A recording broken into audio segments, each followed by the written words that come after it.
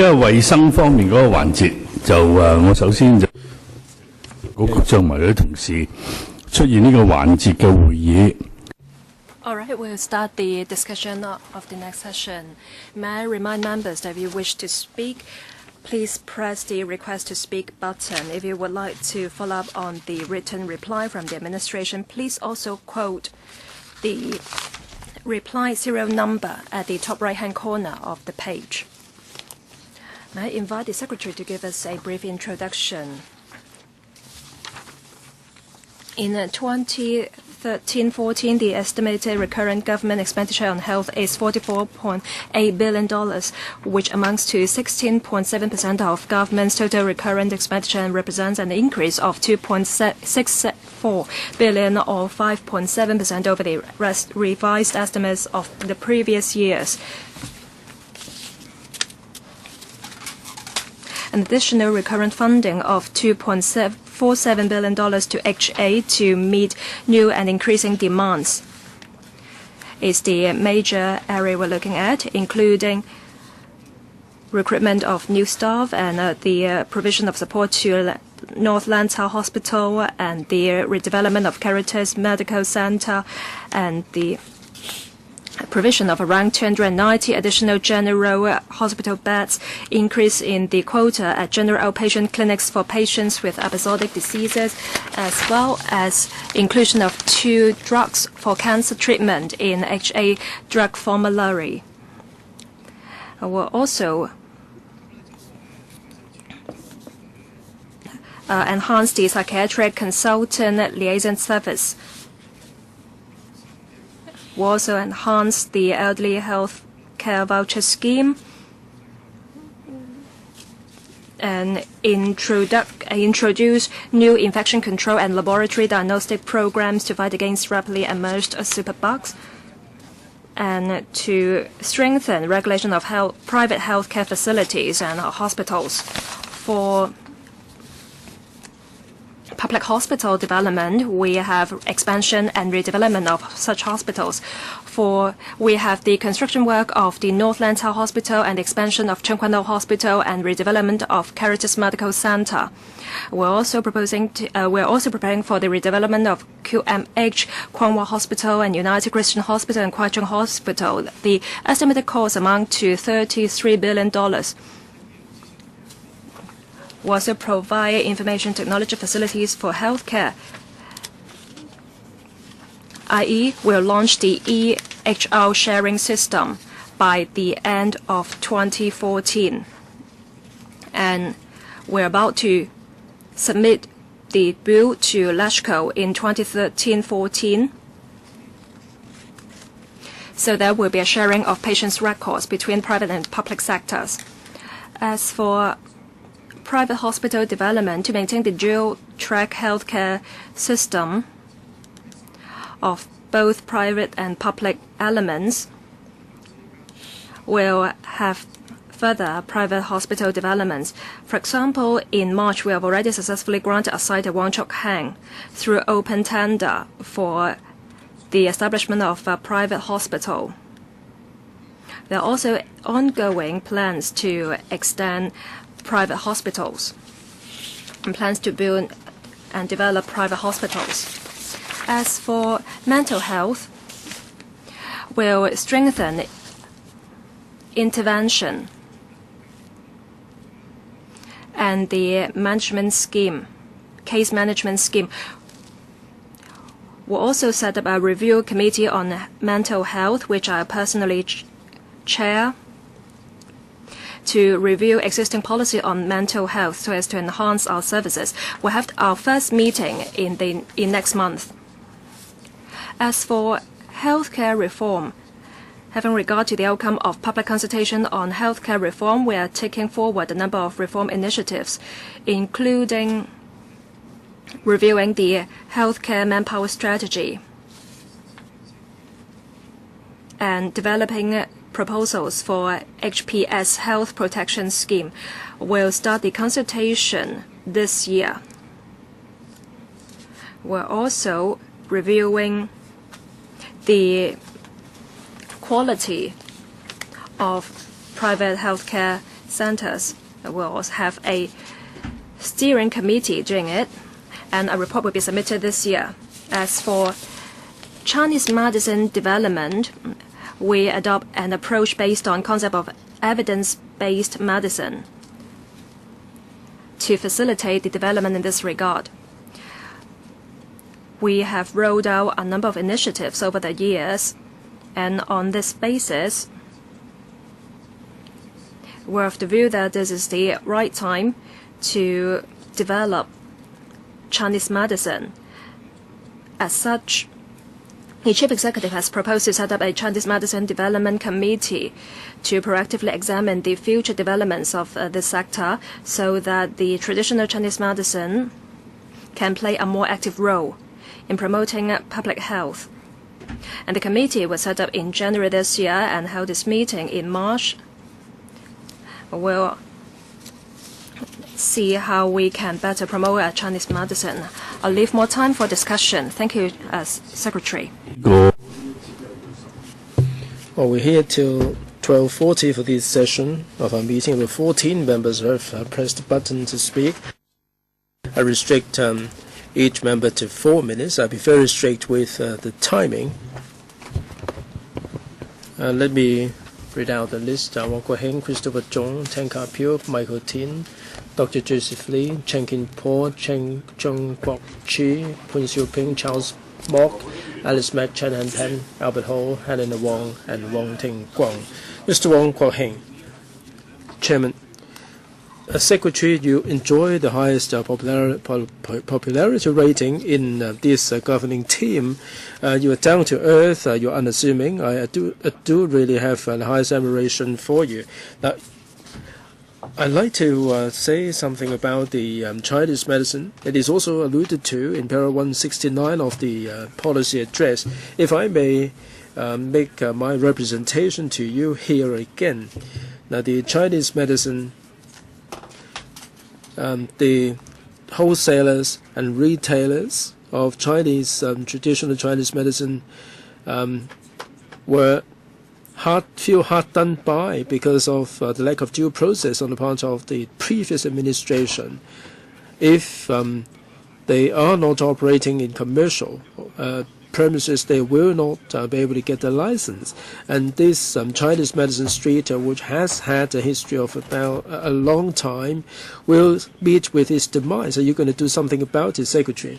Second, the GMP, the Chinese medicine manufacturing. Is the government aware that for the Chinese medicine sector to achieve GMP, they lack the manufacturing premises, the finance, and the manpower? I mean, they come here crying out for help. Are you aware, Mr. Secretary, that they are facing tremendous difficulties? If they do not get any support, it would just be empty talk when you talk about the development of Chinese medicine business. And this is my second question. My third question, Secretary, in implementing traditional Chinese medicine, the government is stuck with an old mentality, and there is very much a great deal of discrimination against CMP. Now we have 160,000 civil servants. If they're off sick, and they can get sick leave on the basis of the TCM's certificate, but they cannot seek any reimbursement for that. Now the government is promoting or claiming to be promoting TCM, but they cannot seek any reimbursement for consultation with TCM practitioners. Kwong Hospital is a case in point. I think this is an example of discrimination against TCM practitioners. So I look forward to a reply from the Secretary. Now you seem to have your finger on the pulse of the general public. I'd like to make this representation to you. 1 minute, Secretary. Thanks very much, Mr. Wong. On traditional Chinese medicine, I'm aware of the points that you made. I think we have to look at the quality, and this is the most important thing in this regard. And I would look at this from this particular perspective, that the development of manufacturing premises, can the government do something to help? Now we, at the Chinese Medicine Development Committee, all these will be discussed. Third,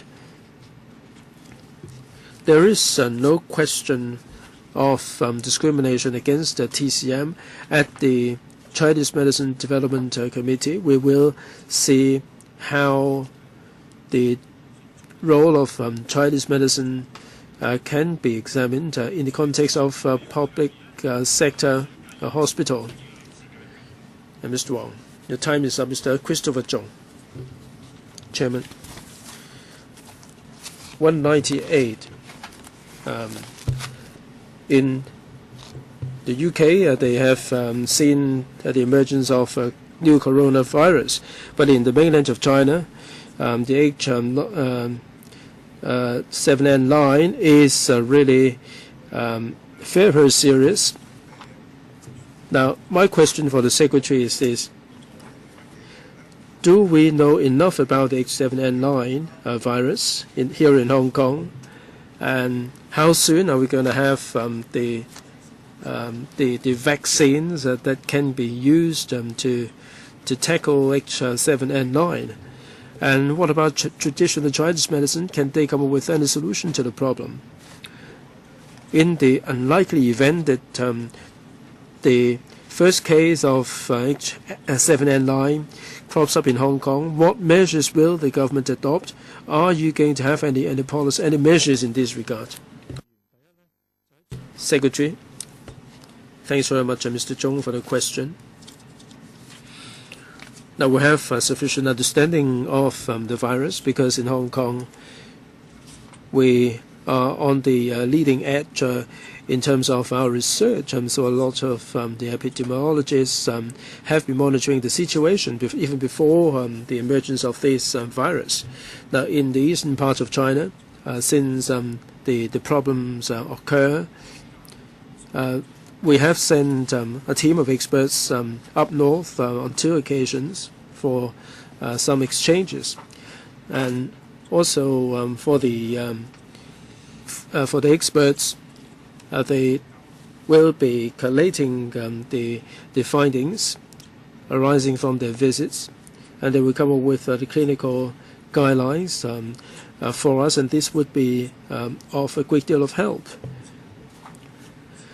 The world over, the experts agree that this is very much a bird-to-bird kind of transmission. There is no human-to-human transmission.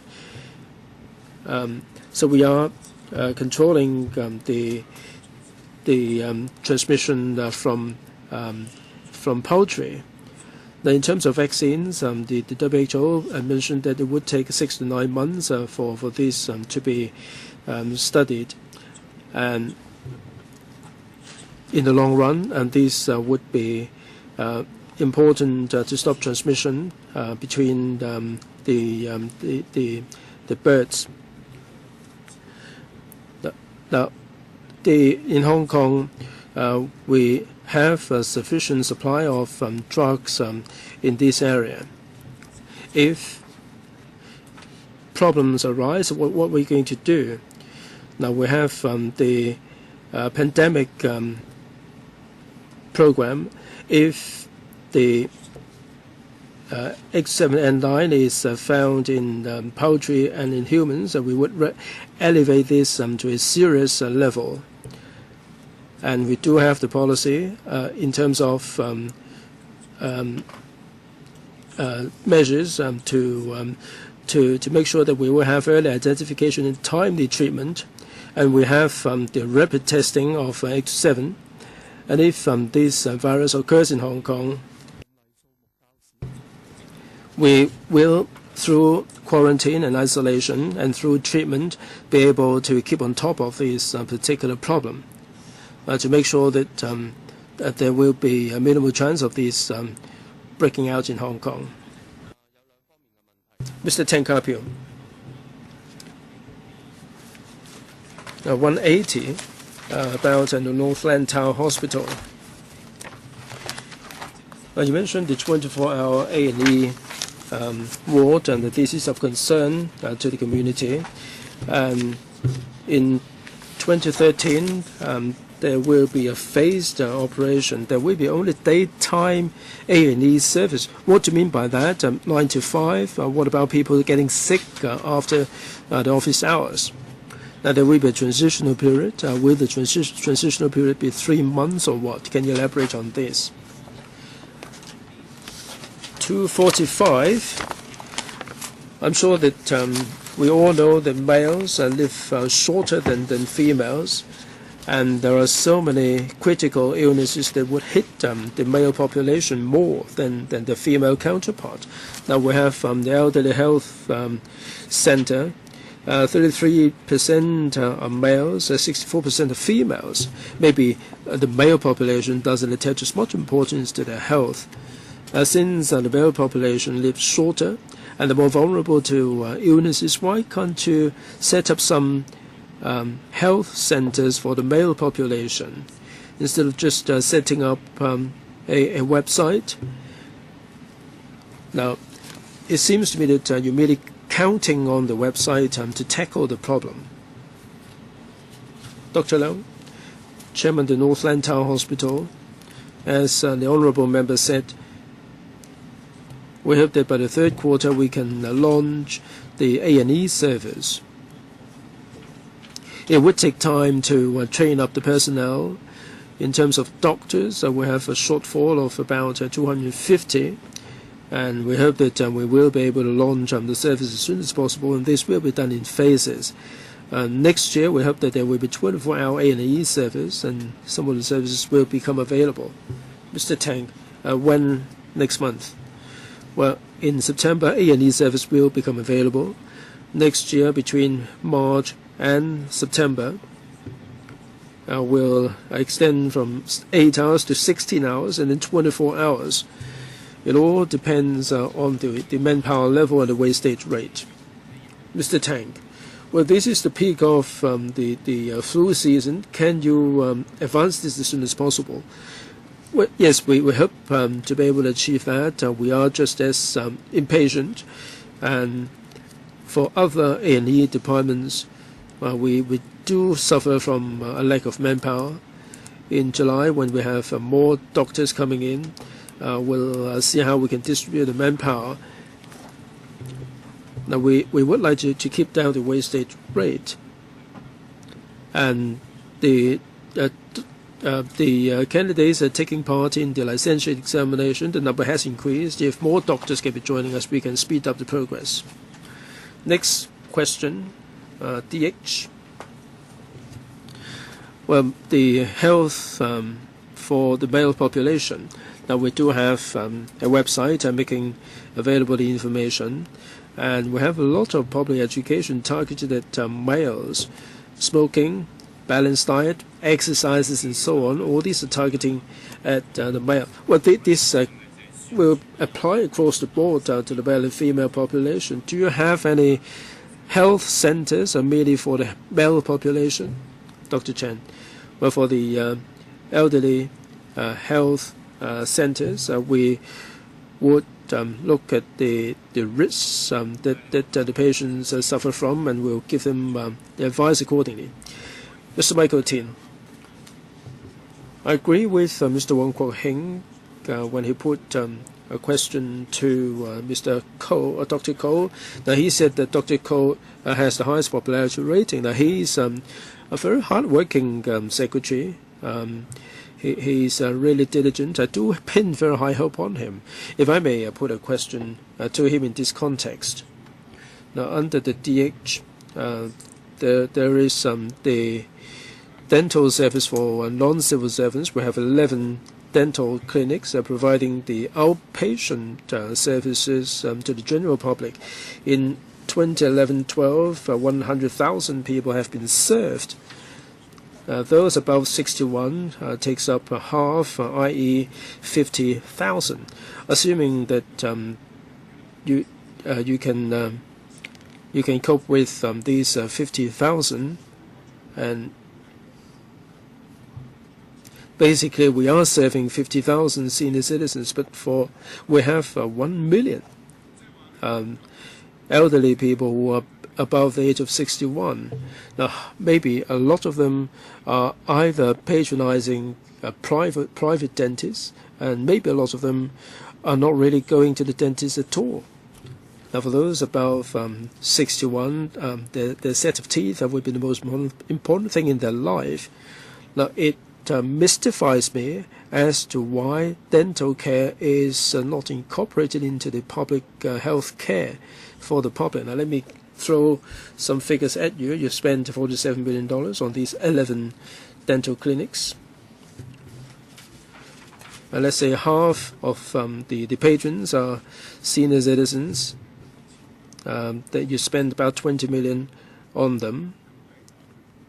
Now, you're spending overall $500 million. The overall expenditure for the year is $50 billion. Now, it is only 1% of the $50 billion that you have at your disposal. It is not a very high percentage at all. Now, it seems to me that the administration is never willing to do something about it. Now, you have to sort this out sooner or later. As the population is aging, you'll be confronted with more problems. Secretary, are you going to incorporate dental care into public health service? Is it a question of resource there, or is it a question of a lack of dentists in Hong Kong if you're not willing to do so? Secretary? Thanks very much, Mr. Tan. Indeed, we don't have any plan to fully incorporate dental care into the public health service. I think the reasons are a bit of everything you said. Resources is one of them.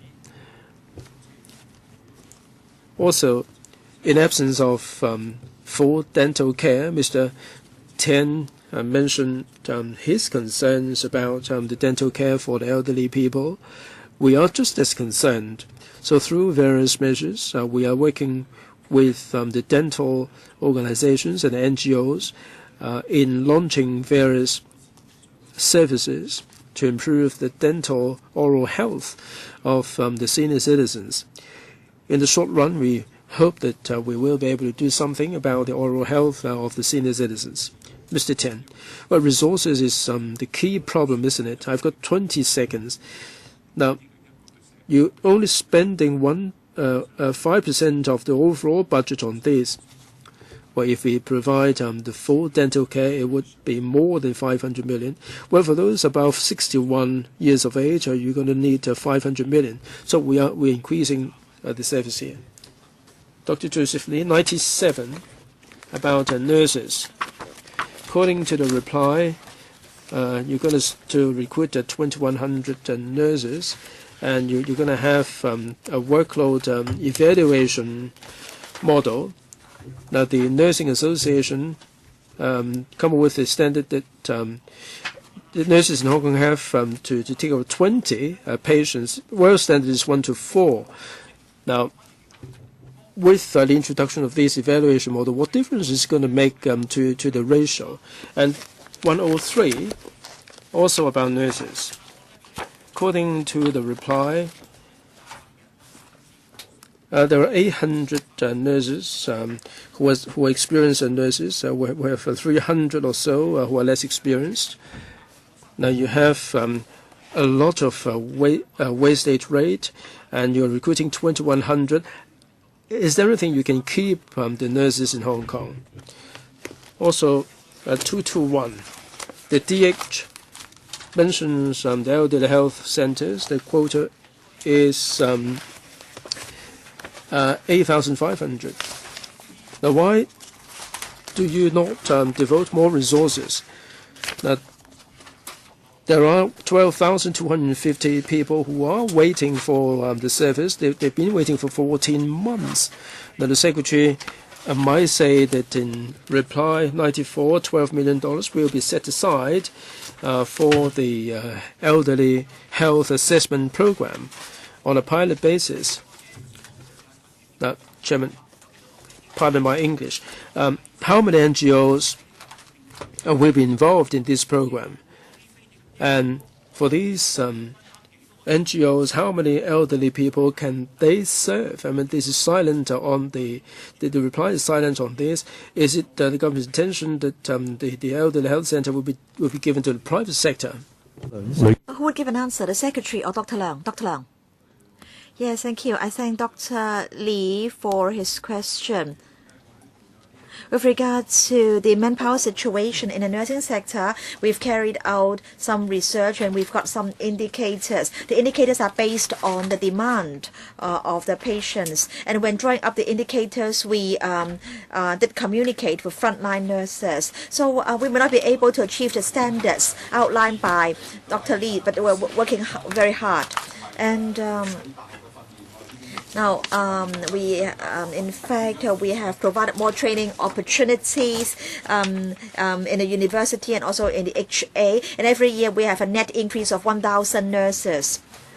And in the past 3 years, because of resources from the government, there will be about 800 nurses in total to fill the vacancies in the wards, and we're not talking about additional nurses for new services. And also, we are looking at the staffing situation of nurses in acute hospitals as well as in convalescent hospitals. And we're now in the process of consulting frontline nurses. And then we will consult the public on the indicators for nurses in convalescent hospitals. And then the wastage rate of nurses, the wastage rate has been high, but then the situation has improved somewhat. And we now have fewer senior nurses who are leaving the HA. But of course, we understand that the new recruits need to be supervised by experienced nurses. And in fact, we've also hired retired nurses to help supervise the new recruits. Yes, 029, Chairman. The Secretary said that he would encourage private hospitals to increase their transparency concerning prices, and they will also be encouraged to provide these so-called set meal services or package services. And I think it's with more packages available at private hospitals, more people will be encouraged to use private hospital service. But what are you doing to encourage private hospitals to provide or to enhance price transparency and to provide more services at package charges? And also concerning the HPS, or in the context of the HPS, what progress have you achieved with regard to your discussions with private hospitals on package services? And then tobacco control.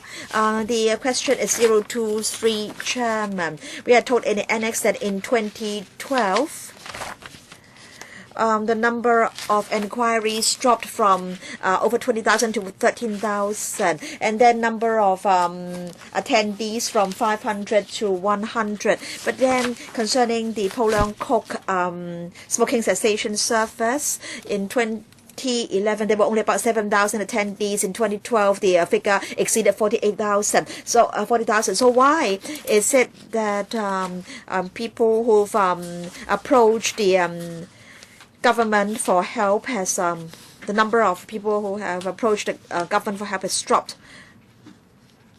Yes, Chairman. On the first question, I have had meetings with private hospital operators concerning new private hospitals. Now, I want to say that we've just approved a new private hospital, and we have in the lease laid down a requirement with regard to packaged services, and we are now advising existing private hospitals to also provide more services at packaged charges. First of all, I think they should work on elective surgeries. Now, for acute cases, it may be difficult to have packaged service. But then for elective surgeries, I think more or less the hospital should be able to estimate how much money will be required. But then the problem faced by private hospitals is that most of the doctors are not hired by the private hospitals. These are called ward-round doctors. But then we understand that private hospitals are beginning to employ more doctors as their in-house doctors. And for those hospitals, it will be easier to provide packaged service. And so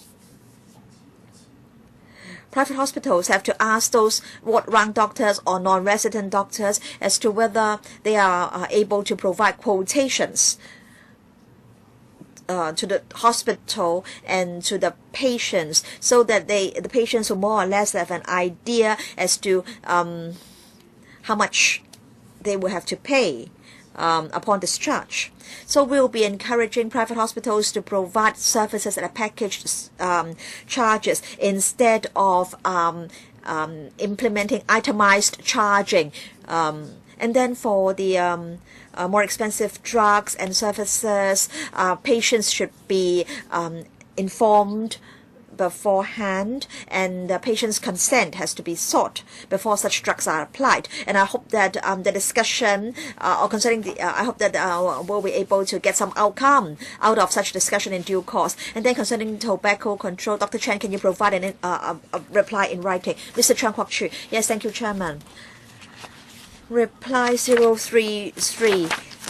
As members are aware, there is the pilot project on outreach primary dental care service, and there is also an elderly dental assistance program under the CCF, and they have been very warmly received. And I in fact also want to know whether these schemes will be applied to elderly persons at the grassroots level, but I more or less know the answer. Now we have about 1 million elderly persons. In the near future, we're going to have 2 million elderly persons in society, and there will be a great a surge in the demand for dental services. And I don't think it's enough to cover dental services for the elderly under the elderly healthcare voucher scheme. And then reply number 34. Psychiatric specialist outpatient service, and I'm talking about outpatient service in the night time or in the evening, or outpatient service on public holidays. But then it seems that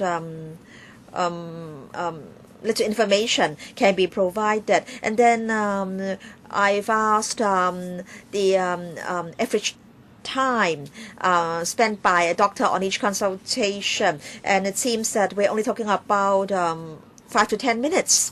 And so I want you to clarify this matter. And then finally, reply 036. The elderly health centers, I think they are providing a valuable service to the public, but then they are only serving about 30,000 people per year. I think for a service which is good and which is popular, you should try to step up the service. And if you don't have the financial resources, you can try to ask us for the additional resources. All right, I'll answer the first question, and then Dr. Leung the second question, and then Dr. Chen the third question. I understand the members are concerned about dental services for the elderly. Now we have an outreaching service for elderly persons living in homes for the elderly, and then we have another program under the CCF for certain target groups. Now, in fact, we would also want to expand our dental services for the elderly, but then there are difficulties. In fact, we've just started these services, and in fact many dentists on these teams are volunteers. They are willing to charge a lower fee, so we have to see whether we do have the manpower to cope with the increase in demand and provision of service. And then even if we are to expand the CCF scheme, we have to try to define the additional target groups. And then second question, Dr. Lam, concerning evening psychiatric specialist outpatient service, I understand that many members have suggested that there should be treatment for patients outside office hours. But then if we are to provide such service in the evening, that would be at the expense of the service in the daytime. In fact, for most of our psychiatric specialist outpatient clinics, they operate till 6 p.m. So we hope that we'll be able to help those who are working. And then, in fact, in our different clusters, we do have we are able to provide some injection services on Saturdays, Sundays, and public holidays. Time's up. Mr. Pun Chiu Peng. Yes, thank you. Reply 241, Chairman, concerning the so-called medical beauty services. I would like to know about the monitoring work and inspections done by the administration. And then we knew how many inspections were done in 2011 and 2012, and we were told that the number of inspections would decrease in 2013. With regard to regular inspections and surprise checks or inspections, do you have target numbers, or is it that the target numbers are based on the manpower resources you have? And then reply 242. In 2013-2014, the Department of Health will be creating a number of new posts, including some NCSC posts. According to the administration, concerning NCSC staff, and also agency workers and outsourced services, the total expenditure will be about 18 million and total number of staff members about 800 odd. So it seems that the Department of Health sets aside funding every year to hire these staff members. But then, in order not to affect the quality of service and the morale of the staff, can you have these posts turned into permanent posts? Yes, who can answer this question? Dr. Chen. Now, concerning inspection of private hospitals, we do at least 2 inspections for the license renewal applications. And then we also carry out inspections on a need basis, and also there are surprise checks. We've taken into account the recommendations of the Director of Audit, and so we'll have more inspections on certain aspects. We're talking about registered healthcare institutions, but then for beauty parlors, they are not registered healthcare institutions. But then we've also carried out surprise inspections on beauty parlors which have advertised their medically intrusive procedures. So in other words, you inspect beauty services establishments which have attracted complaints. Is that right? Now, we do not have regular inspections, but then we carried out some surprise inspections after the spate of incidents concerning medical beauty establishments, and we mainly carried out the inspections because of the services they advertised. And then, Mr. Poon, and then 242, every year you set aside money to hire NCSC staff, agency workers, and so on and so forth. So will you turn these posts into permanent posts? Dr. Chen, Chairman. Now, the CSB has a policy on the engagement of NCSC staff, agency workers, and outsourced services. Now, these are time-limited jobs, or these posts are not full-time posts. But we are still reviewing the situation, but for the time being, we still need to engage NCSC staff and agency workers and so on and so forth. We'd like to know when the review will be completed. In the PS panel, members keep criticizing the government for employing NCSC staff on a long-term basis. Allow the director some time to give a reply. She doesn't have time to give you a reply. Now, in fact, we are keeping the matter under review because the nature of the jobs keeps changing, and so we have to keep the matter under review. Mr. Mok Nai Kwok, I want to follow up on reply 177, and this reply has to do with the IT department under the HA. The HA has employed a large number of IT contract workers through employment agencies, and there are serious problems of unequal pay for the same work, and so on and so forth. Now, recently, some contractors have brought pressure to bear on the staff, and some unfair terms of employment have been offered to the staff. In fact, I understand that with some intervention, some of the more immediate problems have been resolved, for example, pay cuts and so on and so forth. But then concerning problems like of a longer term, like unequal pay for the same work, I think we're talking about a lot of potential risk here. Because you are now developing the patient record system and other IT systems, and according to the reply, the number of contract workers has been on the increase over the years. Now, concerning these IT contract workers, I would like to know the number of these workers versus the number of full-time employees in IT under the HA, and how many have successfully joined the HA after serving as contract workers of the HA. And then I think there is one question which has not been answered, and that is, will you communicate with the workers with a view to helping them resolve problems they face in their work? Dr. Leung. Yes, I thank Mr. Mok for helping in resolving problems concerning the contracts of the workers. Now, we understand that procurement contracts must not cause any unfairness to the workers, and we'll continue to discuss with the procurement contractors the terms for the staff.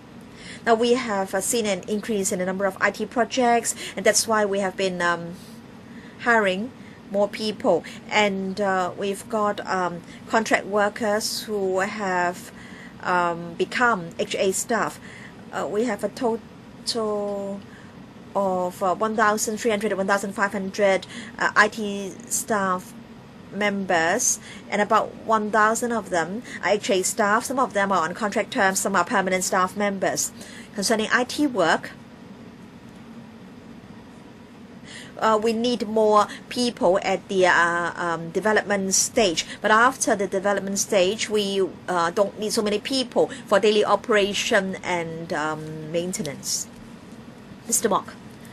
Chairman, I want to follow up. The communication has already started, and will such communication continue so that these IT contract workers can have direct discussion with the HA instead of having to go through the intermediaries? Yes, we'll follow up. Miss Alice Mack.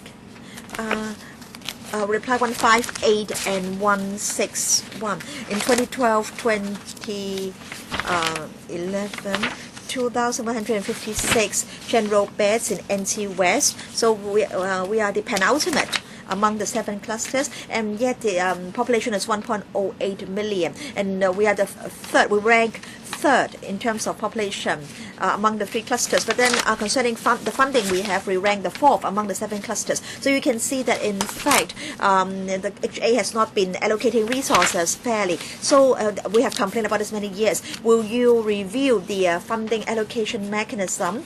Will there be more transparency, and will you take into account population and also demographic characteristics in the funding allocation? And the CE has said that there will be a steering committee to review the operation of the HA. I want to know the progress of the work of this committee. And then reply 171. Now in para 5, I asked very clearly whether there is a plan to extend the pilot initiative, including that under the CCF, to cover all the elderly in Hong Kong. Now I can't find any information in the written reply, but of course a verbal reply has just been given. And then 237, the administration is telling us that publicity and public education are important with regard to the government's strategy in terms of dental services. But I think it's not enough to just step up publicity and public education. Can you provide vouchers, dental service vouchers for elderly persons, for example, so that they can go to private dentists? I'm coming to my last question. FHBH 170 is about the report to be submitted by the steering committee. You said the term of supporting the report submitting the report will be this year, but when exactly we're talking about? Thank you for the question. We know that there is a shortage of healthcare services in new territories. That's why we redevelop or expand Pok Oi Hospital to increase the number of beds. And we also have the Tin Shui Wai Hospital in the future. Now, these are hardware. We also need software such as manpower. In the last 2 years, we have spared more resources to New Territories West. In the coming year, 2013-14, more resources will be put into NT West. I don't have much time. Yes, I know you have increased resources there. But how come, even with that, we see a shortage of services here? That means resources still insufficient. If we can hire more people, we will have to hire more people, and we have to have more resources for that. Is it because you lack resources or manpower? We don't have enough manpower.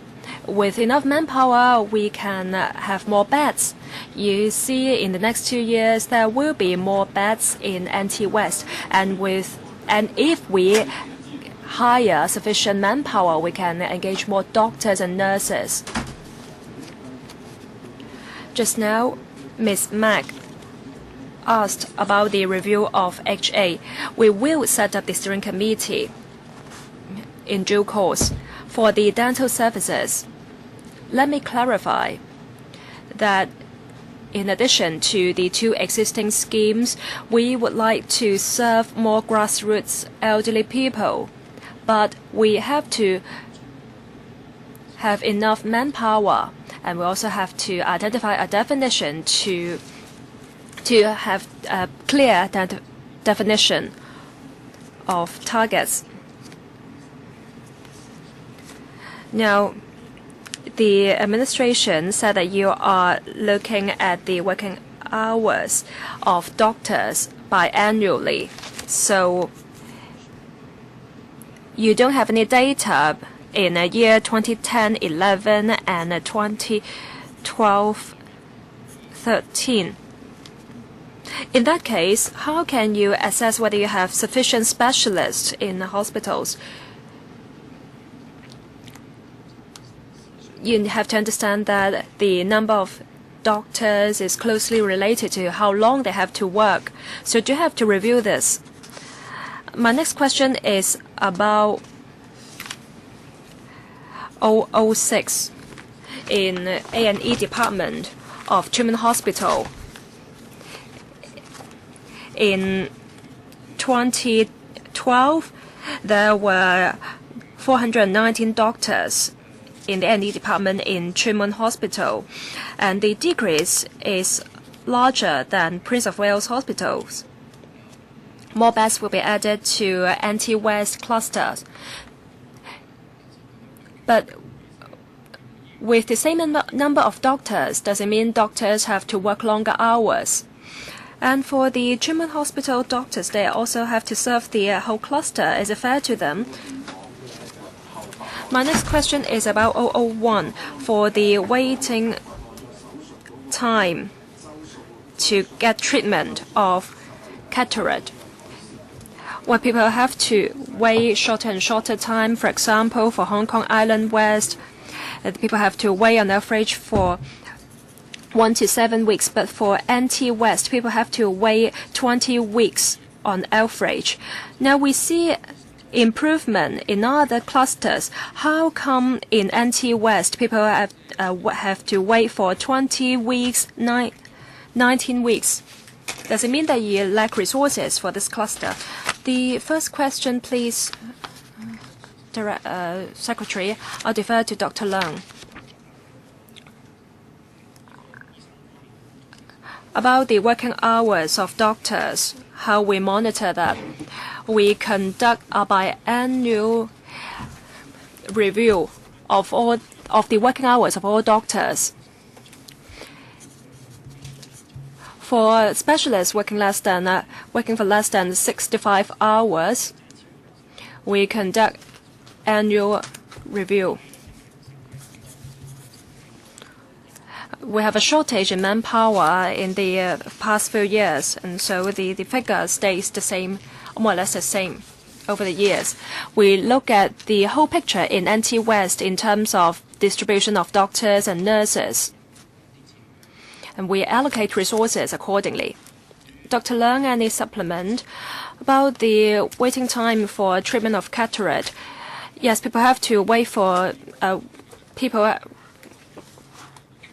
the average waiting time differs in different districts, and for many clusters, people wait for less than 2 years. At present, is a fall in the waiting time. With sufficient manpower, we hope we can see some more improvements. How come we haven't seen improvement in NT-West? There has been some improvement. It's just that in terms of wastage, number of wastage, different clusters differ, and our new recruits can't simply be engaged to treat the eye diseases. Next, Mr. Albert Ho. My question is about reply 101. It's about heart attack and related diseases.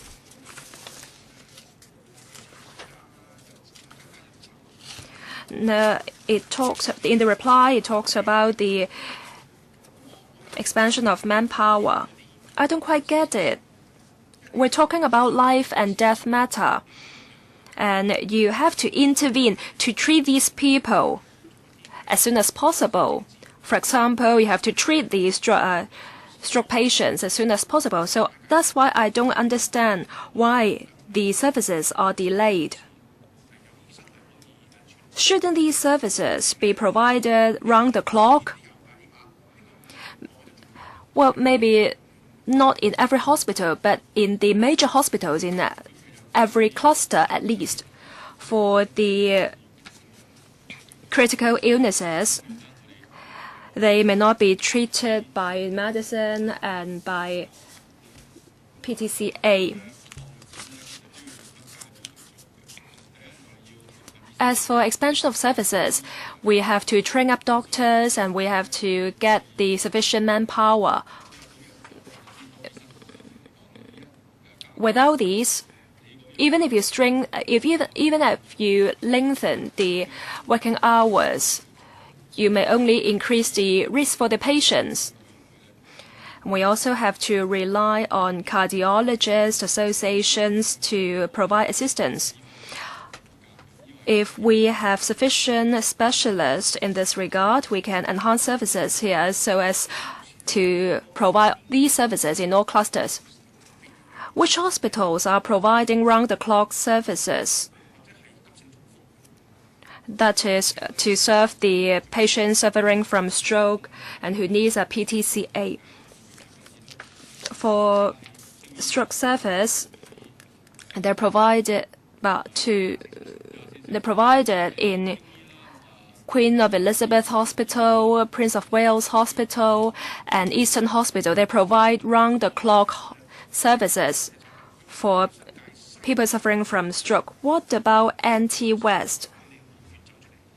We're talking about remote areas. If doctors have to go to the remote areas to serve the patients, it takes a lot of time. For Anti-West, PTCA services will see an extension of hours, but it all depends on the number of specialists and manpower. They're related to the training up of specialists. And doctors have to be trained for 6 hours after graduation before they can be a specialist. What about QMH? They provide round-the-clock services in this regard. And for Rittenji Hospital, the service providing hours have been lengthened. For UCH, QMH, and PWH, services are provided between 8 a.m. and 8 p.m.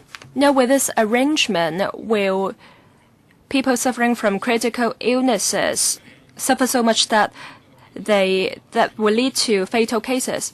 In the past, we have different means to treat people suffering from stroke and heart attack. And for certain cases, they've been referred to go to seek daytime care. Next, Dr. Helena Wong. I'd like to follow up on 241, FBH 241. You said you take initiative to conduct inspection on institutions providing high-risk treatment. Are you going to continue with this exercise? And you inspected over 20 parlors and you haven't detected any irregularities. What sort of areas do you inspect when you go for the inspection? And at present, we do not have any legislation as yet. So what criterion do you use in your inspection? In inspecting the institutions or the beauty parlors, we identify parlors which may provide invasive treatment. During the inspection, we see whether such treatments are being conducted and whether medicines are kept there. If yes, a doctor should be present. Otherwise, they contravene relevant regulation about drugs. And in our inspections, we haven't detected any irregularities. Dr. Wong, recently there are some advertisements saying that you can have whiter skin, paler and fairer skin if you consume certain substances. These are not supported by evidence. Does it mean that they are lying to the public? And will you conduct any inspections, do any tests to confirm whether such effects can be achieved? Now, at present, we target advertisements advertising about curing diseases like curing cancer, etc., etc. But whitening effect is not one of the elements we look at. I hope you can follow up on this matter to see whether they are lying to the public. And my next question is about 039, reply 039 about increase of beds in hospitals. In your reply B, you mentioned 287 beds will be increased in the coming year. I'm a bit worried. Now, recently I visited various hospitals like Queen Elizabeth Hospital, Princess Margaret Hospital, and there I saw that in the corridors and in the wards there are foldable beds, camp beds placed there. Is it something that's confined to certain hospitals only, or is it happening in most public hospitals? And with the increase of beds, can you eliminate the situation? Thank you for the question. Well, I think it's related to the peak season for people being hospitalized. For example, in spring and in winter, we see high instances of influenza. That's why more people will be hospitalized and we need more beds. As for number of beds, we look at the supply of doctors and nurses before we decide how many beds are to be added. Say, for example, we are going to have 300 more doctors, and we decide on the number of beds to be increased. With the increase of doctors, we will provide more services and more beds so we can alleviate the crowded situation of wards. Mr. Wang Ting-Kwong.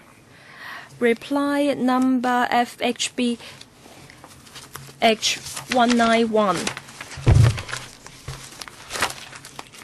is about Chinese medicine producer. At present, only 11 of them got the GMP certificate, meaning just 3.7% of the whole market.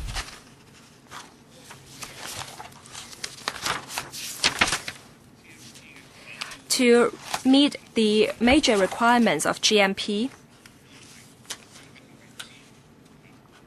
I think resources is the crux of the matter. Will you provide financial subsidies to the SMEs so they can meet the requirements under GMP, that is good manufacturing practice? And will you assist the trade to meet the GMP requirements? At many seminars, such issues are discussed, but we're still in the study stage. In practice, what have you done? Mr. Wong is right in pointing out that in the Chinese Medicines Board, we discuss how we can provide assistance to the trade.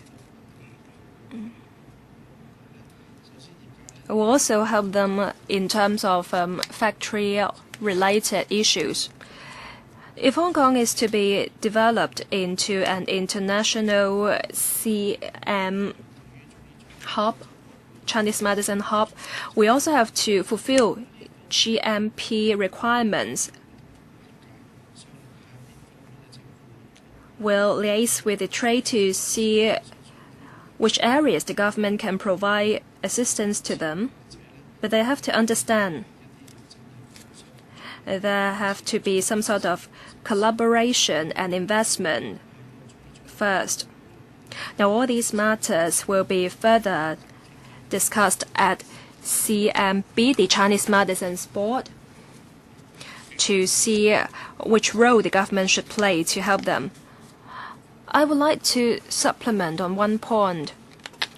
Mr. Wong is concerned about the timetable for meeting GMP requirements. At present, we haven't got a fixed date for that. I strongly support the government's initiative to develop Hong Kong to a Chinese medicine hub. But you can't succeed overnight. If you try to develop too rapidly, that may be destructive to the Chinese medicine industry. And that's why I think the administration needs a comprehensive policy to assist the trade to develop fully and to meet the GMP requirements. I hope the government will attach greater importance to this matter.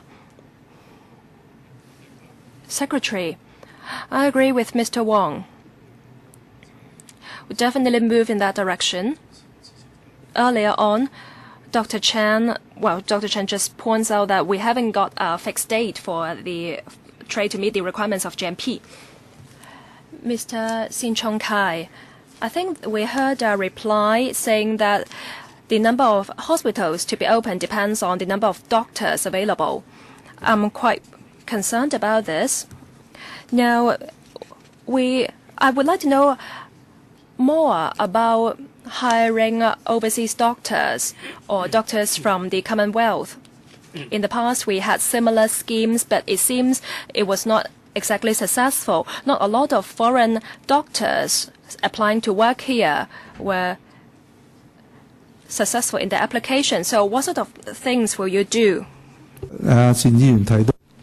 Secretary, Mr. Sin mentioned this program, that this is a limited registration program whereby the hospital authority can recruit doctors who are not registered with the medical association or medical council to serve in designated places. Now, there are difficulties with regard to its implementation because the hospital authority has to impose a certain requirements, in particular the kind of discipline that is suffering from an acute shortage, and the language ability. Now, this is a predominant Chinese community. The language is also a requirement, and the qualification is another requirement. As far as I know, after a number of recruitments, at the very beginning, in fact, we had 100 or so, or dozens of people putting in the application. But after the shortlisting, those who are qualified to be recruited and those who are willing to serve, the number remains very low. 14 last year. I think this year it is less than 10. We are working with the medical committee, consultative committee, to see how we can attract more Hong Kong people who have studied overseas and lure them back to Hong Kong to practice. Now, the licentiate examination takes place every year. There are certain disciplines for which that they may not be able to pass for the first time, and if they resit the exam, they will have to wait for another year. Now, we did talk with the MDAC, and we get the support of the tertiary institutions, and we hope that the number of licentiate exams can be increased to twice a year instead of just once a year, and that would increase the capacity, and there would be greater flexibility in the timing. The local children who the local people who graduated overseas can also find it more convenient to come back to practice. And the mode of exam is quite modernized. Now, for the returnees, it would be easier for them to get used to the mode of examination.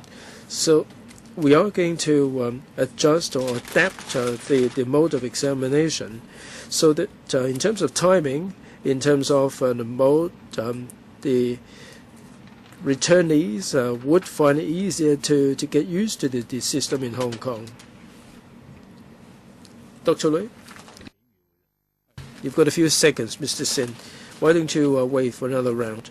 Well, the Secretary has already mentioned what I intended to say. Dr. Elizabeth Quat. 060, 061 and 105. They have to do with the distribution of resources. Number 060, there is a consolidated reply.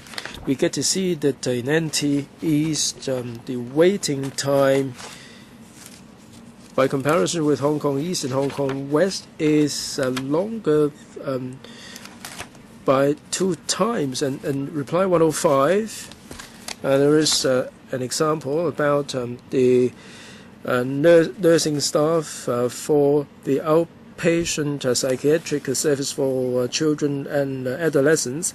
It is similar to NT West in 1112, but NT East 305, NT West 640. My question is, now when you look at the entire cluster, can we transfer the manpower across the different clusters? Now, there are some hospitals that have similar caseload, but there is a great discrepancy in terms of manpower. And the waiting time can be many, many times over. Can we cross-transfer the manpower in such a way that we can provide proper and adequate services? Dr. Lui, psychiatric nurses.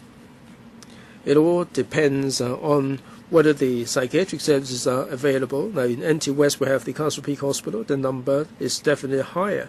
For serious mental patients, the number is high in these districts.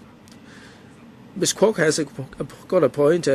NT West, the waiting time is longer. So, in terms of manpower, if there are additional beds or additional manpower, we would like to put them in the NT East and NT West, where the problems lie. Dr. Cheung, for NT East, it is a teaching hospital. A lot of patients are seeking treatment across the district.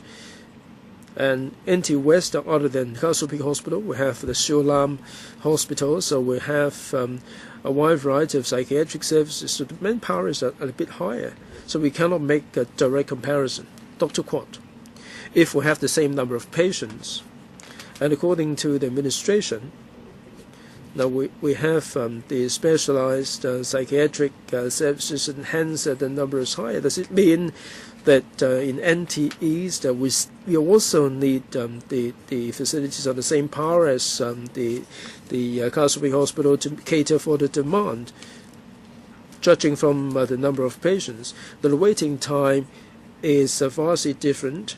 4 weeks versus 24 weeks. I mean, there is an urgent need for resources to be diverted to make sure that NT East the patients don't have to be kept waiting for so long.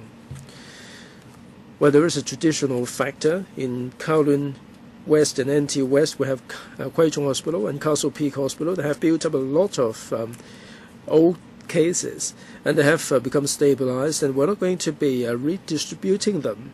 So in these two clusters, you may see more patients, but it doesn't mean that the caseload is higher. For other clusters, we would devote the resources according to the number of patients. 061, I'm not sure whether I have time. Well, you might wish to wait for another round. Dr. Kwokaki. Reply 047, 48. 47 is about the vaccination for elderly and children. Now, this is really shocking. Between 6 months and 6 years of age, they take up 12.2% of the age group. Now, those above 65, and the percentage 32%. Now, as we all know, this is the peak of the flu season. For outpatient, there is a bearing on the outpatient service. H7N9 or the new corona virus are unlikely to assault Hong Kong. The higher the percentage of vaccination, the better. That's why the administration is shelling out the money. Now, with such a low vaccination rate, is it because the government has not done what they are supposed to do, like education and publicity? And the government has not really provided vaccination sufficiently for these people. Dr. Chen. Right, the higher the inoculation, the better. That's for sure. The DH has been mounting publicity all these years. We have heard input from various quarters. We're going to conduct a review to analyze as to why people in the age bracket are not taking the vaccination. Now, with the findings, we will be able to mount a more targeted publicity. Dr. Kwok. How soon will the review be completed? Will there be any new measures? I mean, the battle is upon us.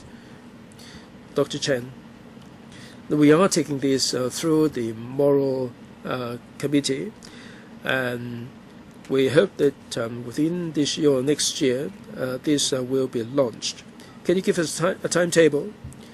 Well, once the moral committee has given the clearing, we'll get on with it. You're not sure how soon? Well, this is being studied. Dr. Kwok, the next question is about hospital authority. The smoking cessation rate, 48, 65, 44%, below 65, 44%, above 65, 50%. This is wholly disappointing. I think I have to ascertain the reason. Is it because the services are not really well enough targeted? And the waiting time, now for all the disciplines, the waiting time has been increasing. The 50% tile, I don't really want to repeat the questions here. For all these services, the waiting time has been longer. So in the coming year, will something be done? Reply 053. Will there be something done to make sure that there will be no deterioration? At least we can keep it at the present level or previous level. Dr. Chen, smoking cessation, 048. I like to respond to this. 40% of cessation rate is by no means bad by international standard. The world over is hovering around 30-odd%. So this is no bad result at all. Dr. Lui, waiting time, I think it's all a question of supply and demand. The number of patients has been increasing. The frontline staff is working pretty hard, and they'd like to cope with more patients. But the number of patients seeking medical treatment is actually higher year on year, and hence the longer waiting time. Now, with more manpower becoming available, we hope that we will reduce the waiting time. It all boils down to a question of supply and demand. Mr. Wu Chi-wai, Kowloon East is of concern to me. Earlier there was an ombudsman report pointing out that the ambulances have to take the patients in Wong Tai Sin to QEH, and there is some trouble with the traveling time. Now, if I may put a question to the Secretary and the HA, will you consider that we have the Marino Hospital in Wong Tai Sin? It has CT scan, it has X-ray. This can provide service up to 10 p.m. If we can make use of the facilities there at this hospital, we can use it as a kind of transit center. Well, can you stick to Cantonese? Do not mix your language, please. Well, the Ombudsman pointed out that in Kowloon East, the ambulance service is troubled by a long traveling time, and this would affect the chances of patients being saved. So will you be making use of the services available at the Marino Hospital? Yes, Dr. Zhang. Well, indeed, we are liaising with the Fire Services Department about which hospital a patient should be taken to in an emergency situation for safety reason. Now, we're not merely looking at one particular facility. We have to look at the facilities of a particular hospital, like medicine, surgical, and so on. It does have to have all these facilities, because if we retransfer the patients, it may not be safe for the patient. We don't have any plan to provide 24-hour A&E in Wong Tai Sin. Well, I'm not talking about A&E because this is a comprehensive range of service, but a lot of patients are taken to the QEH, and they are non-emergency cases. I'm just wondering that these are, if you do need to have CT scan, you do need to have X-ray, because these kind of diagnostic tests that would help with the diagnosis. Yes, we do have a nighttime service. We do have the services available, and patients can go to these places for treatment. Secretary? Well, where should an ambulance take the patients to? Now, there are so many considerations in the profession. If you take the patient to the nearest hospital, certainly it would take the least amount of time, but there are certain studies that show that for more serious cases, if you take him or her a longer way to a comprehensively provided hospital, it would be safer, it would be better, but it's not as simple as saying that we should take the patient to the nearest hospital. There may be some patients who can be taken to a nearer hospital for the condition to be stabilized, but in some cases it may delay some kind of proper treatment. So it may be a good idea to send the patient to a hospital with proper facilities. Mr. Wu, well, will you conduct a more comprehensive study about this kind of distribution pattern? Mr. Raymond Wong. Chairman, I put a number of questions in this session about the elderly. The Elderly Health Center, EHC, is one of them. We have a lot of cases at the Complaints Division. In my constituency, Sam Shui Po, the problem is particularly bad. Dental care and also the healthcare voucher scheme. From the reply, I find the reply acceptable because they've talked about something specific. Now, with the Secretary here, I'd like to put this to him. In your speech about health care, $24 billion will be given to the HA and $200 million will be given to DH. Mostly this will be spent on the healthcare voucher. What about the elderly health centers? You're not making any savings by providing this center. I think you have to do something about the entire provision of service. What interests me is the healthcare reform. This is a perennial issue. Now you should come up with a timetable for us.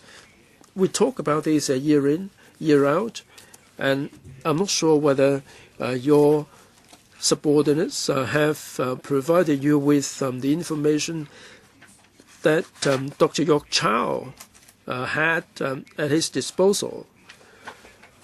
That there is very, very little difference between your speech today and the speech given to us by York Chow last year.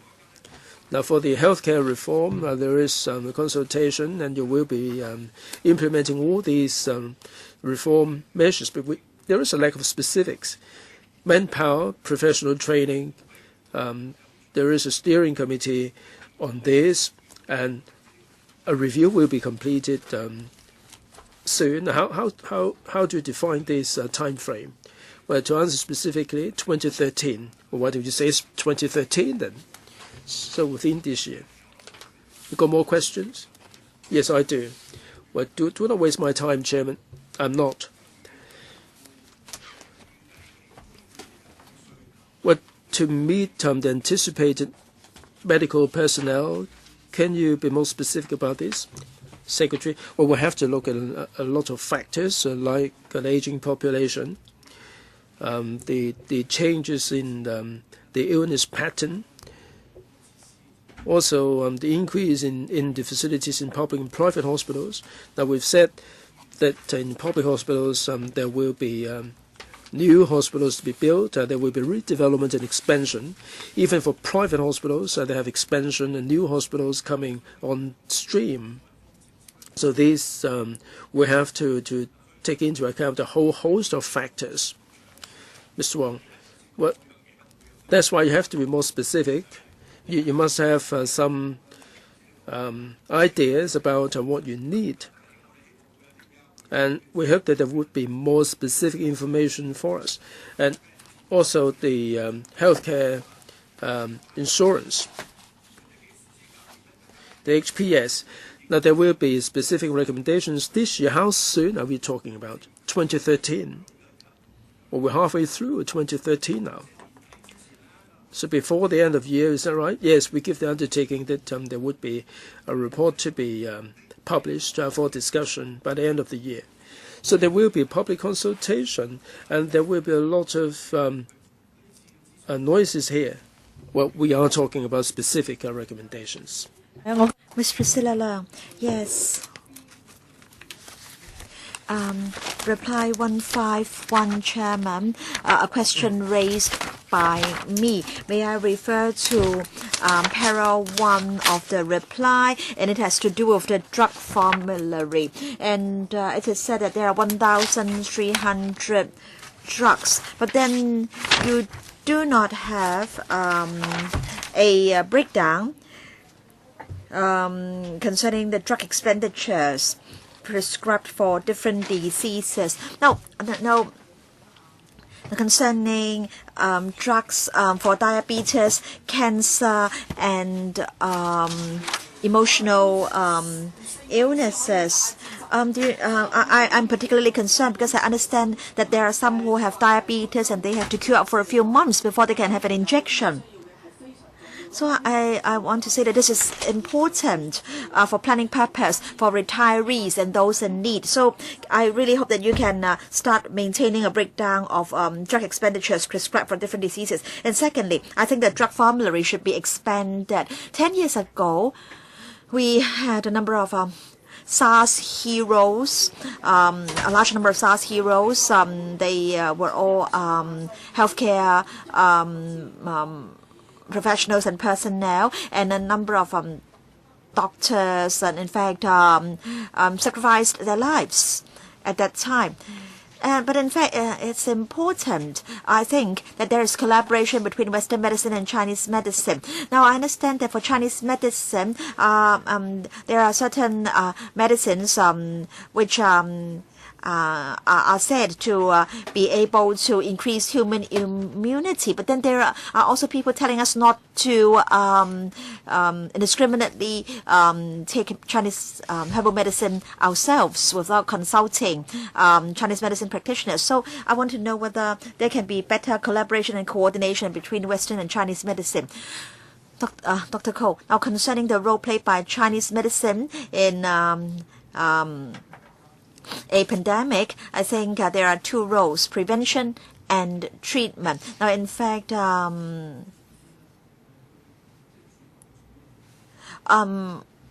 now I have told people not to take Chinese herbal medicine themselves indiscriminately. What I mean is that they have to consult a Chinese medicine practitioner first. I want to know whether after 10 years we have now had more systematic collaboration between Western and Chinese medicine. Now, after I visited Guangdong 10 years ago, I brought in the practice of using both Western and Chinese medicine to try to treat and cure SARS. And that was the first time that we in our public hospitals used Chinese as well as Western medicine to cure SARS. And at that time, I think the effect was good. At that time, there were SARS patients in our hospitals, and so we decided to have Western and Chinese medicine practitioners carrying out treatment and clinical research at the same time. And after that exercise, we signed an agreement with the Guangdong Provisional Chinese Medicine Hospital, and in fact now there are 17 research centers in Hong Kong, and we've got mainland professors coming to give us assistance. Concerning the drug formulary, we adopt, as usual, an evidence-based approach. We try to introduce appropriate drugs to treat our patients. We've received over $700 million from the government to expand the scope of our drug formulary. Dr. Zhang, if you have further figures for members, you can provide them to members in writing. Ms. N. Chiang. Chairman, I have a few questions, but some of them have been asked by other members. And so I have now got 2 questions for the Secretary. Many members have expressed concerns about shortage of medical personnel. And in the budget, the Financial Secretary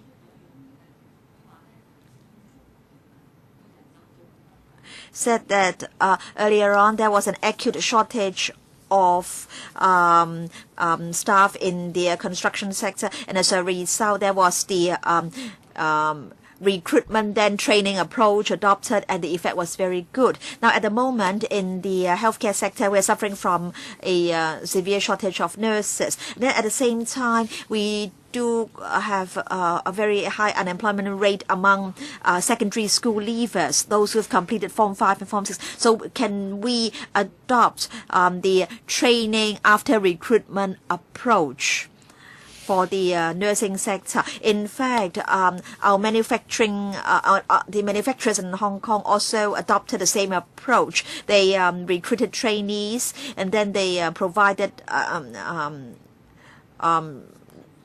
courses and also training, on-the-job training for these young people. So I want to know whether you think this approach can help alleviate the manpower shortage problem in the nursing sector. That's the first question. And then the second question relates to animal welfare.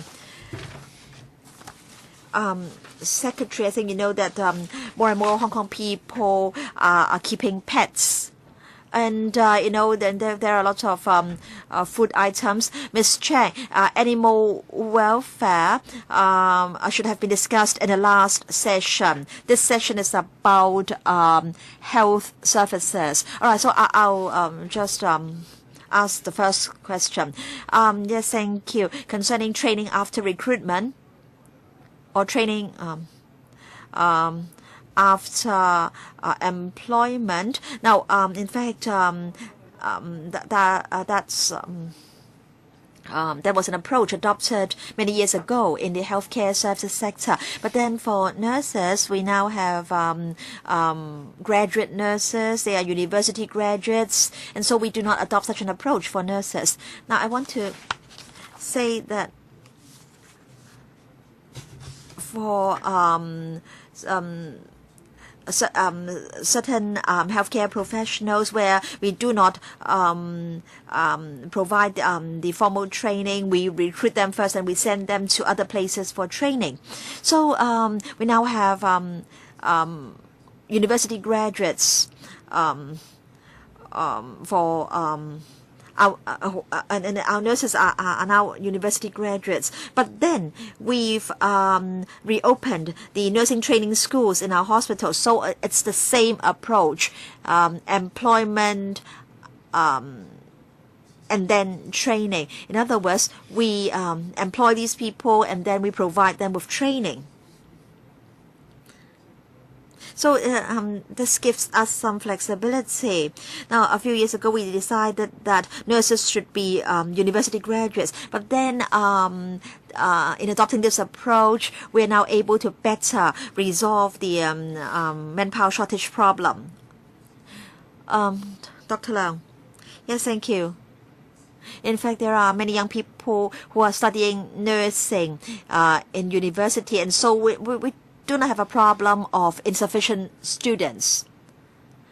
Dr. Leung, yes, I've got a simple question concerning the manpower shortage problem. In fact, I've asked this question before. In fact, apart from doctors, most of the medical and health staff in HA work 44 hours a week, including nurses. But of course, if there's a shortage of manpower, then there will be overtime work and overtime pay. So if they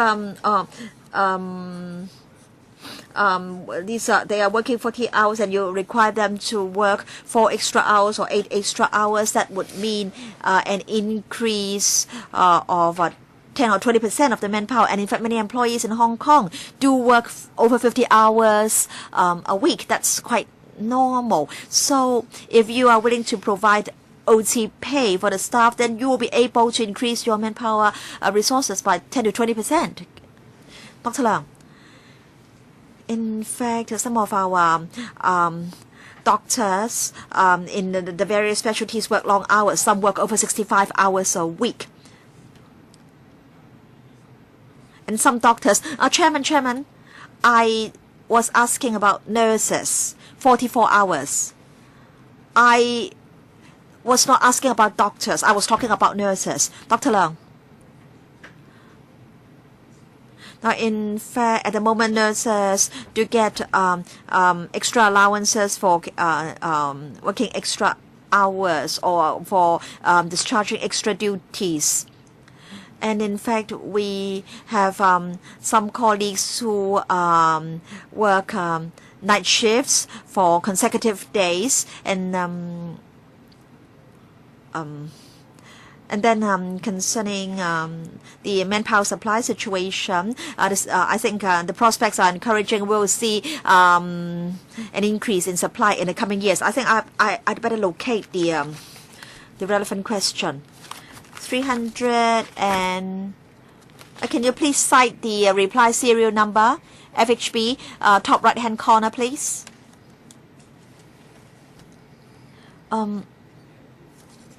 According to the hospital authority, for expenditure on overtime pay for nurses, 2010-2011, over $30 million, and then total expenditure for the salaries of nurses, over $20 billion. Are you sure? Yes, $20 billion for nurses alone. And the HA's expenditure on OT pay for nurses is only about $30 million. 30 million. That's less than 1% of 20 billion. So you are of the view that the present arrangements are unreasonable. What I mean is that in fact there are a lot of manpower resources available for use, but then there is no OT pay system, and as a result, the HA is not able to make use of the available manpower resources. $20 billion versus 30 million. Dr. Zhang, we do have an OT pay system for nurses. There are two systems. One is the OT pay system. The other is a special allowance. If nurses have to work special shifts or concerning holiday shifts, they will get the allowance. But in fact, many nurses are of the view that they are, in fact, their work is really hard, so may not be willing to work overtime. Dr. Leung, but on the average, nurses only work 44 hours a week. And we're talking about a total expenditure of $20 billion on their salaries, and yet the amount of OT pay in a year is only $30 million. So are you underestimating nurses' desire or willingness to work overtime? All right, time's up. Now, we have 5 members who would like to ask questions. I don't know whether Dr. Lau would like to ask further questions. Now, 5 members have indicated that they would like to take part in the second round. Each member will get 1 minute to ask his or her question, and then after you've all asked your question, the secretary will reply at one go. And if you can't finish your question within 1 minute, sorry, you'll have to fill in the form before you, and you can write a long question on that form. 6 members: Joseph Lee, Helena Wong, Elizabeth Quat, KK Kwok, Priscilla Leung, and Ann Chang. All right, each member can have 1 minute to ask his or her question. Now, I want to say that we will overrun. In fact, the scheduled ending time for this session is 12:40, and I hope the officials can be concise in their replies. Reply number 94 and 221, elderly health centers and the assessment done by these centers concerning NGOs. How many NGOs will be providing such service, and how many centers can each NGO operate? And it said that you'll not increase the number of 38,500. Helena Wong, FHBH 039. And may I refer to paragraph 3 of the reply? It is said that more support will be given to those with Parkinson's diseases. And what about dementia? Will you try to provide more resources for diagnosis and treatment? I'm talking about degenerative diseases, and then unisex toilets in public hospitals. You're telling us that technical problems need to be resolved. So is it that after those problems have been resolved, there will be unisex toilets in public hospitals? Ms. Elizabeth Quat. Thank you, Chairman. I wish to follow up on 061.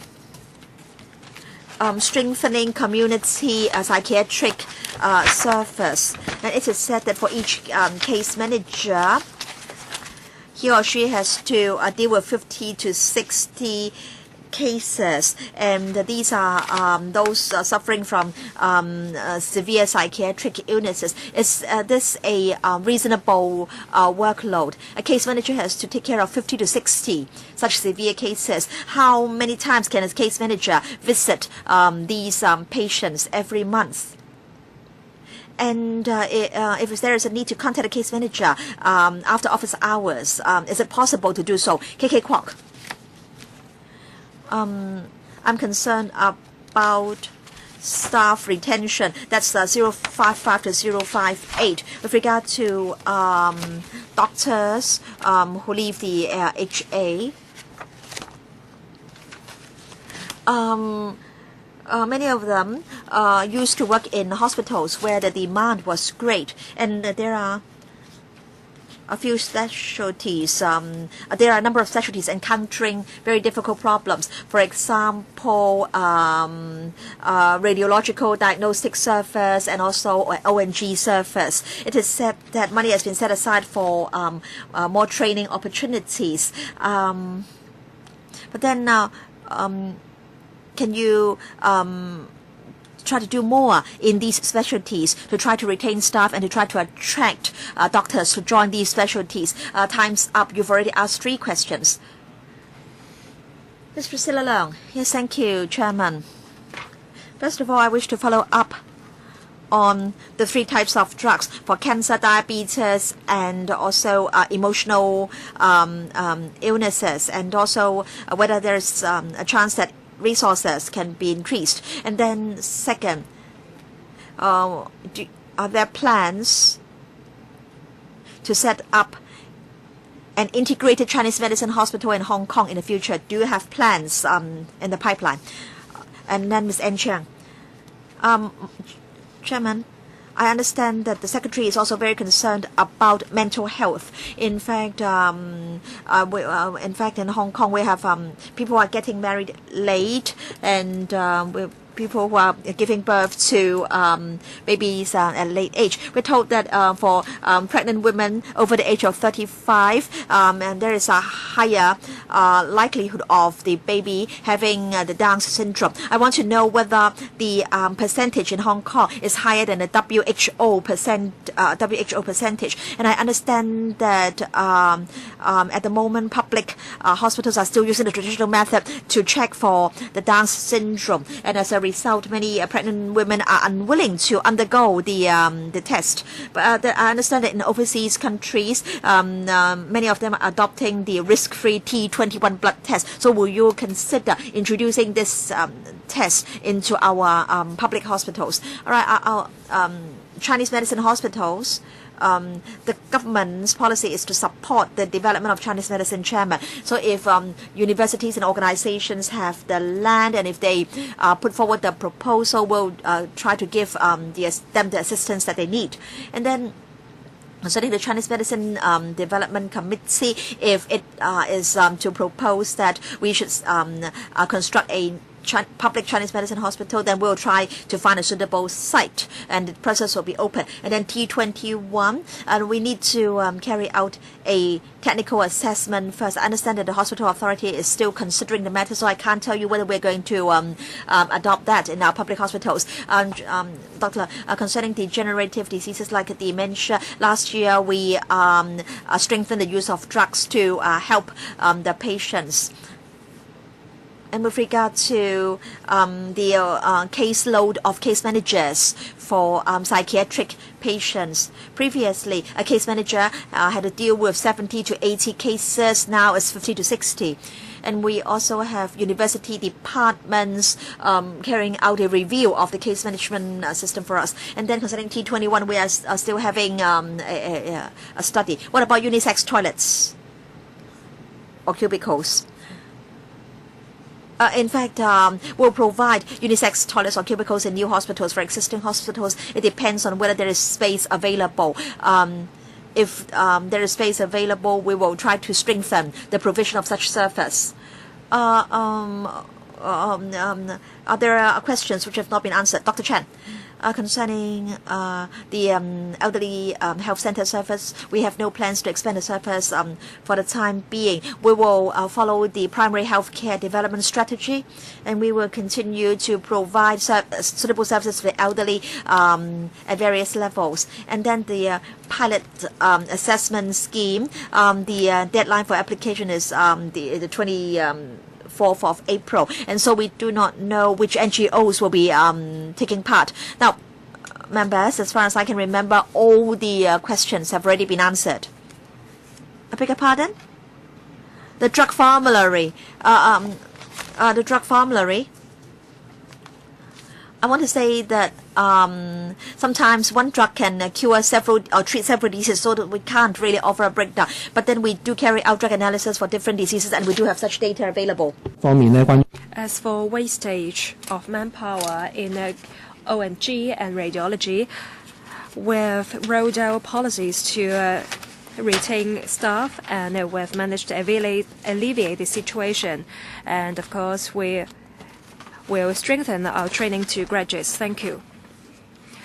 We've completed the 2 sessions. The next session is to start at 3:30. Thank you.